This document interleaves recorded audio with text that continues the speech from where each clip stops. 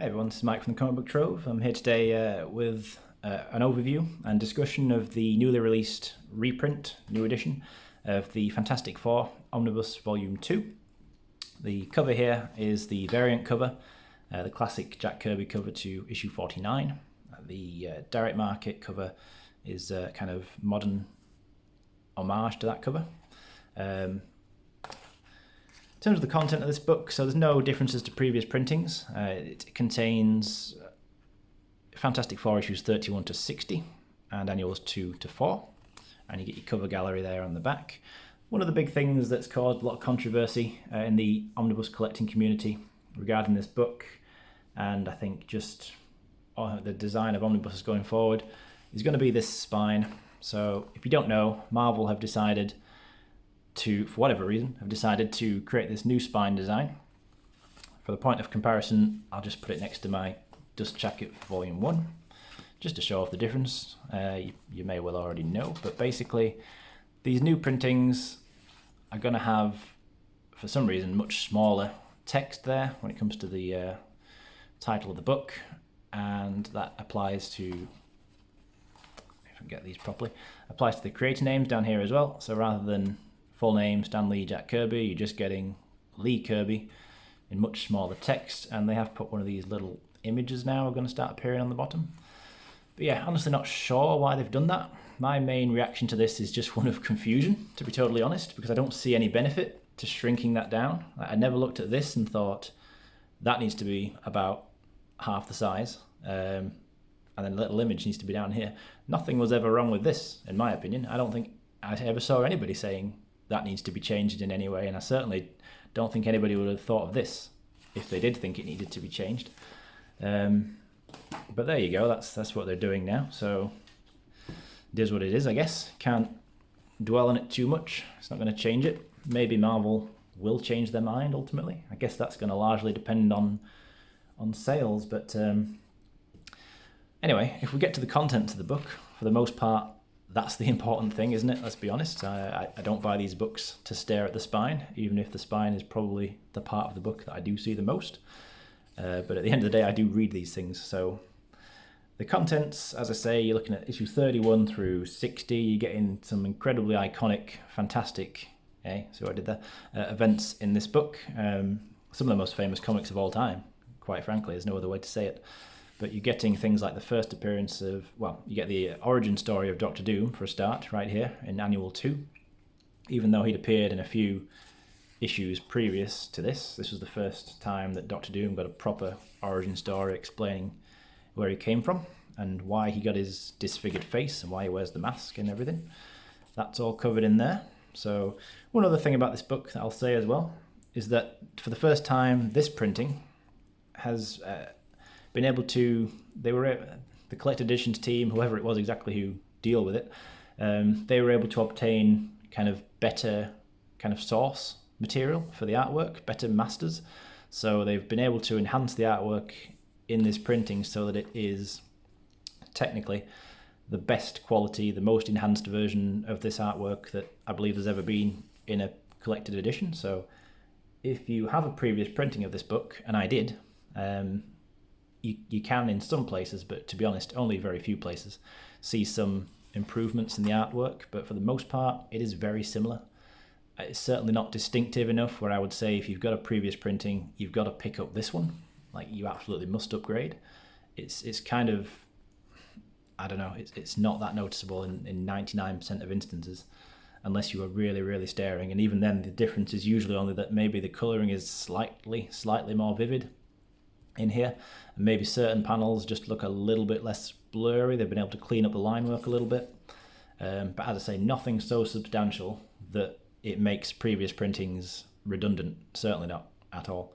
If you've got a previous printing of this book, unless you really feel the need to upgrade, and the reason I upgraded, by the way, was not to do with the artwork. It was just because I had the first printing, and that printing had completely glued binding, so the book was always trying to close itself, like no matter pretty much where you were, and it just wasn't enjoyable to read a book this size with that kind of binding, in my opinion. So I just took the opportunity this time around to grab this one for the sake of the better binding, which it is perfectly fine, sewn binding, by the way.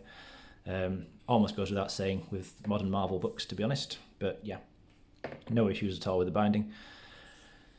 Yeah, so fantastic classic stuff in here, as I say. You get in the further appearances of already established characters like Namor here. Doctor Doom, of course, we've covered. Some of the less memorable villains, they continue to appear. Like this character, I think it's the Gargoyle, I believe, maybe. Can't remember exactly. Anyway, the more important stuff, though, the most significant stuff that you get in here, you're getting the first appearances of the Inhumans. And starting here, actually, with this, the Frightful Four. Not really a team in general that are really worth mentioning or remembering, for the most part, but worth mentioning here because they are the first appearance of Medusa. She was in this team, and shortly after this, it would be revealed that she is, in fact, one of the Inhumans. But then obviously, the big one, you're getting the first appearance of Silver Surfer and Galactus, and the classic Galactus trilogy of issues that is 48 to 50. You get the really good standalone single issue story, This Man, This Monster, which is issue 51. And then issue 52, it's crazy how thick and fast the good stories come in here. You're getting first appearance of Black Panther. And then all these characters that are introduced here go on to make further appearances during the rest of the Lee Kirby run. So they're all kind of further explored and established. Get a guest appearance from Daredevil here. A lot of characters frequently kind of guest appearing in the Fantastic Four during this era because this was Marvel's flagship title. It was their certainly best-selling, most popular team book. Nowadays, everybody thinks of the Avengers as being Marvel's main team, but back in the day, in the Silver Age, it was a Fantastic Four, and then even the X-Men ultimately, as the years went on. But yeah, so what I will say in here as well is that starting from issue 44, which is actually the first appearance of the Inhumans as well, you start to see Jack Kirby. Well, as of issue 44, the regular inker on the series becomes Joe Sinnott, and in my opinion, I don't think Kirby's work ever looked better on anything he did than it did during this run when Sinnott was inking him, and that really only becomes more and more the case as the run goes on. So as you read through more and more of this volume, and then subsequently volume 3 and even 4 right up until the end of Kirby's run, I think as Sinnott was inking Kirby's work more and more, he just got better and better at it. And the two of them really kind of worked well together. When it comes to great artist and inker collaborations, Kirby and Sinnott is right up there for me. And then probably John Byrne and Terry Austin on X-Men. And then probably Jim Lee and Scott Williams on everything that they do together. Those are kind of like the big three that I think of anyway when it comes to as I say, artist inker collaborations. Off the top of my head anyway. Yeah, so here we go. This is issue 44. So as of this point, Joe Sinnott is now regular inker. Every issue from this point up until Kirby left was inked by Sinnott. And this is the issue where if I can speak, the Inhumans, yep, that's the one. The Inhumans start to appear.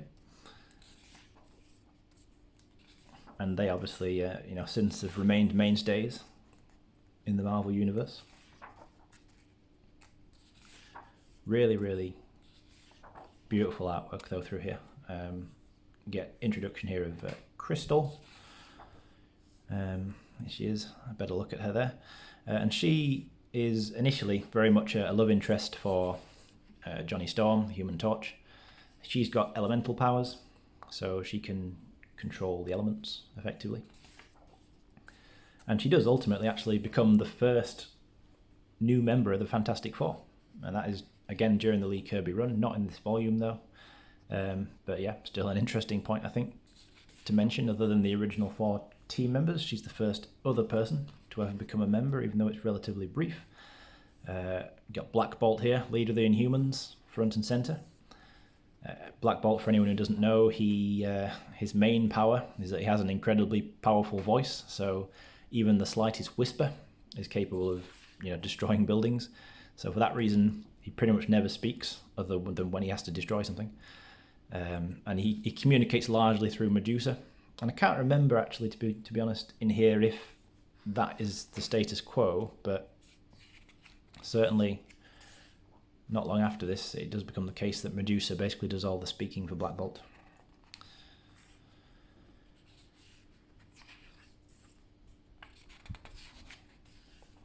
Yeah, letter pages throughout as well, you know. Pretty much, again, a standard inclusion in the majority of Marvel Omnibus for the Silver and Bronze Age stuff. You usually get the letter pages, and they're always interesting to look through, kind of see what people reading these comics at the time had to say about them. Really nice artwork, though, honestly. At this point, with the Sinnott inking it, and the level of kind of beautiful restoration that's gone into this, the artwork it really does pop off the page. It's so nice to see. And then, well, issue 48. Here you get your classic trio of issues. So the coming of Galactus, incredibly famous story. What you get in here, you know, your first appearance of the Silver Surfer, and this is very much I think the classic, to this day, the single story that most people think of when they think of the Surfer and Galactus. So this is the Surfer serving as the herald of Galactus. He comes to Earth to kind of scout it out and see if it's a suitable world for Galactus to consume. It is. So Galactus arrives soon afterwards. And you get the Watcher as well, who, despite being pledged not to interfere in anything and just to purely observe and watch, he breaks that oath, and he feels he has to get involved here and try and do something. And then, final page of this issue, Galactus himself appears for the first time, appearing in a very different colour scheme to what we're obviously much more used to seeing him as ever since. It's kind of red and green, very interesting look. But that wouldn't remain very long. In fact, in just this very next issue, that's changed. But I just want to, as well, just mention how good this opening page of issue 49. I've always loved this image. For me, that's when I think of the Fantastic Four. This image pretty much always pings into my mind. Like, it's just amazing. It just summarizes the level of quality of Kirby's artwork. And then here you've got Galactus in the much more familiar purple. But also still not exactly looking the same. In fact, his costume design, not only the colour, but his costume design has changed since the last appearance. He's now wearing a kind of battle skirt. He looks like a ancient Roman soldier kind of thing. And again, you know, that will be changed around. That is not what we're used to seeing him look like today. In here, you get the Surfer changing his mind effectively about serving Galactus, and he doesn't want to do that anymore. He decides he doesn't want to let this world be destroyed. So he turns against Galactus. Here you get examples of what I think Kirby always did best in his artwork, was drawing kind of large scale, crazy scientific machines, gadgetry, etc. Just something that he had a tendency to do, and a great skill at doing it. Issue 50, so this is the conclusion to the Galactus story, and this is such a fast-paced issue. You would not get a comic told like this these days, 100%, because if you think that this story in issue 50 is dealing initially with the conclusion of the Galactus story, because that is not finished as of the end of 49, not at all. So this issue wraps that up in the first few pages, with Galactus ultimately swearing to not eat the Earth, and he's not going to eat it now. He's going to he's going to leave. Basically, he's been beaten. Despite how old and famous this story is, I won't detail exactly why, just on the off chance you want to read it yourself and haven't read it before. But yeah, the last thing he does do is he banishes the Silver Surfer to stay on Earth, so Silver Surfer physically cannot leave Earth, and that would remain the status quo for him for years in his stories. But yeah, not as soon as that's done, this is the same issue. It's really strange to think that this is the same issue, and now you've got Johnny Storm, you've got guys playing football, and Johnny Storm going off to college. He meets Wyatt Wingfoot for the first time. It's just bizarre. It's such a jarring change of pace to go from the conclusion of a of a potentially literally world-threatening battle to Johnny Storm going off to college and meeting the dean and making a friend. It's such an odd thing. Like, you wouldn't get those kinds of contrasts going on within one story and one comic these days. But that's all part of the Silver Age charm as well to me. You know, so many times in Silver Age comics, things are just happening where you just find yourself going, what? Because it makes no sense by any kind of modern standards. Or even back then, I just think it was different back then because that's what you expected reading a comic. This issue, though, This Man, This Monster, I'm not going to spoil this. This is a really good issue, though. It's one of those, if you want to kind of know more about what makes the thing, and why he's such a good character, this is the story I would point you towards. It's really, really good. Not really an action-heavy story for the most part, but a very thought-provoking one that gives you great insight into the character. And as I said, it's one of the best single-issue stories that I've ever seen. Really cool. And then no sooner is that all that done, then you move straight into the Black Panther being introduced. And this is a really great first appearance where the Panther kind of lures the Fantastic Four to Wakanda, and he kind of tests his own skill by seeing if he can overcome them in a fight. They don't know that's what he's doing. So all they know is that they're in an unusual place, suddenly being attacked by somebody they don't know who it is. And then the Panther ultimately kind of says, you know, he reveals what he's doing, that he's not an enemy, that he was just testing his skills. And, you know, they quickly become friends and allies after that. But a really cool first appearance, a really strong first appearance for the character. You know, first appearances not always necessarily, you don't always see characters get off on their off to the best start. I think that is a really good story for him to first appear in, to kind of establish him as a good character. And I don't just mean like as a good person, but like as a genuinely good character who is going to be interesting to read.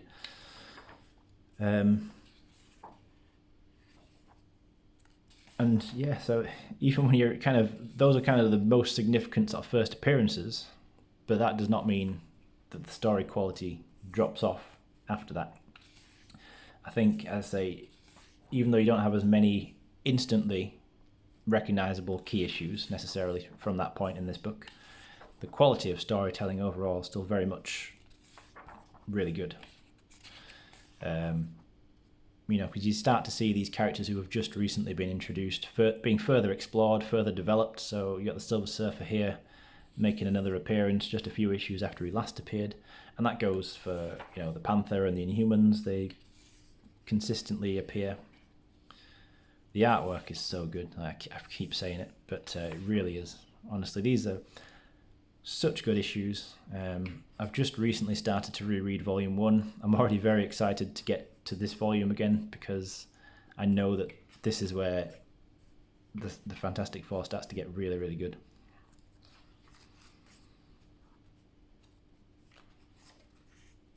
And hopefully, as I'm showing this off and flicking through it, if you aren't already familiar with this run, hopefully you get a good idea of what it's like. Hopefully I'm doing it justice.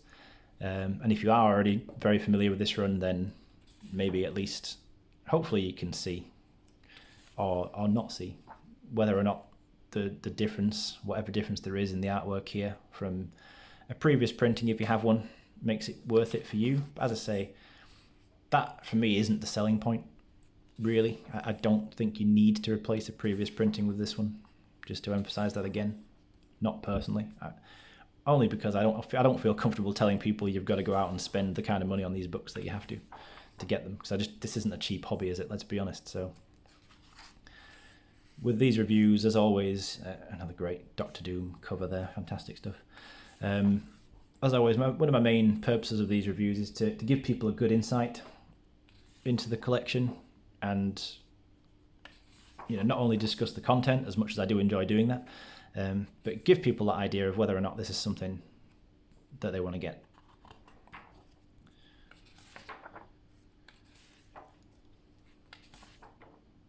And hopefully this has been helpful, you know, as I flip through here. I hope so. Getting towards the end now, though. We're up to issue 59 of 60 another really cool. I love these opening splash pages that Kirby tended to do. But really, you know, just driving the point home yet again, I just love how Sinnott inked his work.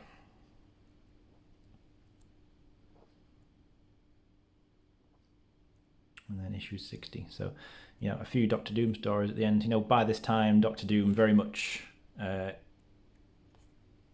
established as the arch enemy, arch nemesis of the Fantastic Four. And this story, actually, he manages to... This is where he tries to obtain some of the Silver Surfer's power. I think this story was very loosely and badly adapted into one of the Fantastic Four films from years ago. The films that are barely worth mentioning, to be honest, but there you go. Bit of trivia, I suppose.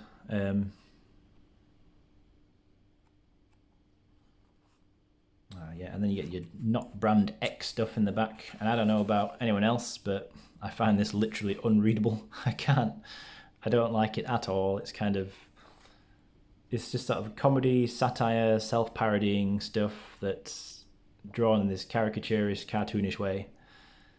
I can't read it. Literally, I don't like it. I'm glad that there's never more than a few pages of it in any one book. Apologies to anybody who might like those stories, but I really don't, I have to say. In terms of extras in the back, you get this. This was the original costume design for the Black Panther, and all I can say is, thank God that's not the one that they went with, because yikes. And then you get, you know, a bit of original artwork there. Always really cool to see that, whenever that's included. And a lot of these sorts of reprint covers and things that came out over the years. That's the main chunk of what's in here, I think, to be honest. These extras, yep, pretty much. On the back, I think we should see that other cover though. Yeah, this is the direct market variant, so that's by Ledron, I think. Is that how you say that? I don't know.